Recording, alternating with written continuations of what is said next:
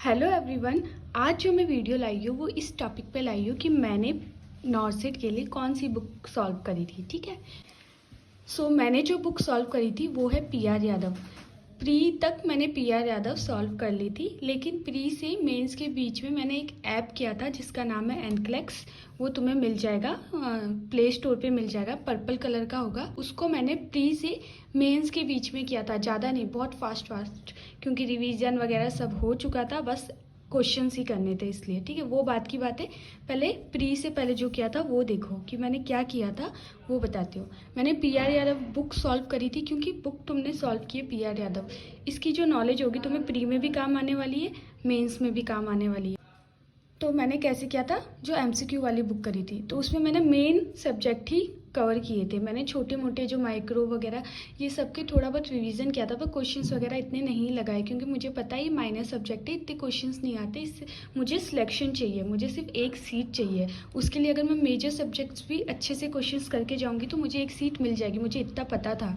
ठीक है, जैसे ओबीजी और माइनर सब्जेक्ट में अगर तुम्हें कुछ करना ही है तो कुछ इंपॉर्टेंट चीज़ों को कर लो, बस इनफ है। ठीक है, मैंने यहाँ से किया था ओबीजी, पीडिया, एमएचएन, एमएसएन, फंडा। ठीक है, देखते हैं अब मैं इनको कैसे करती थी। जैसे मैंने पीआर यादव सॉल्व करना स्टार्ट किया था, तो जब भी मैं करती थी मैं 2 सब्जेक्ट्स लेके चलती थी, कभी भी एक सब्जेक्ट पूरे दिन नहीं करती थी।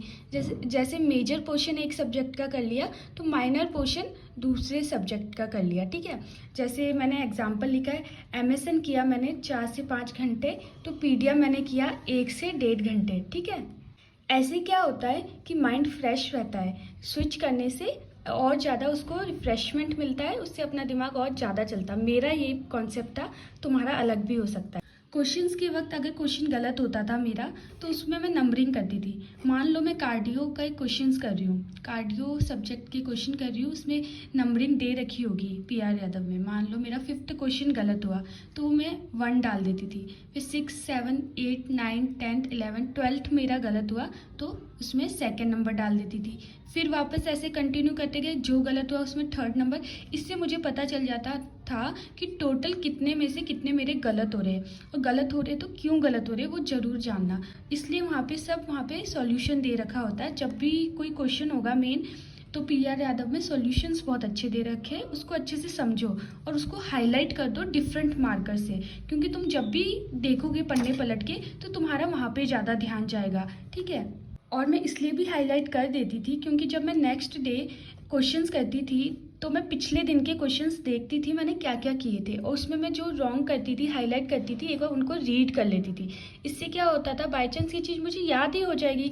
जैसे अगले दिन मैं क्वेश्चंस कर रही हूँ तो पिछले दिन के मैंने पन्ने पलटे और देखा कि मैंने कितना किया है, वो मुझे पता चल जाता था। और फिर मैं जो हाईलाइट करती थी उसको मैं एक बार रीड कर लेती थी और मेरी गलतियाँ भी इससे सुधरती गई। और थर्ड ये कि गलत होने के चांस को कम कैसे करें। मेरा एक सिंपल कॉन्सेप्ट था, मैं अपना बता रही हूँ, सबका अलग अलग पावर होता है। जैसे मेरा था इमेजिनेशन, मैं कुछ भी क्वेश्चन पढ़ रही हूँ या आंसर दे रही हूँ तो जैसे क्वेश्चन पढ़ते पढ़ते मेरे दिमाग के अंदर वो इमेजिनेशन चलता है उस चीज़ का, उस क्वेश्चन का जो भी है। मैंने जब लर्न किया था, हर चीज़ रिवाइज करी थी, तब भी मैं इमेजिनेशन से ही लर्न करती थी। तो जब मैं क्वेश्चन पढ़ती हूँ तो मेरे सामने एकदम से आंसर आ जाता है, तो वो मेरा है इमेजिनेशन से। और इमेजिनेशन मेरी तो मेडिटेशन की वजह से आई है, तो इसलिए इमेजिनेशन बहुत ज़रूरी है। मेरा जो कोर कॉन्सेप्ट था हमेशा इमेजिनेशन रहा है। मैंने समझा भी इमेजिनेशन से और क्वेश्चंस भी इमेजिनेशन से ही करती थी। ठीक है, थैंक यू।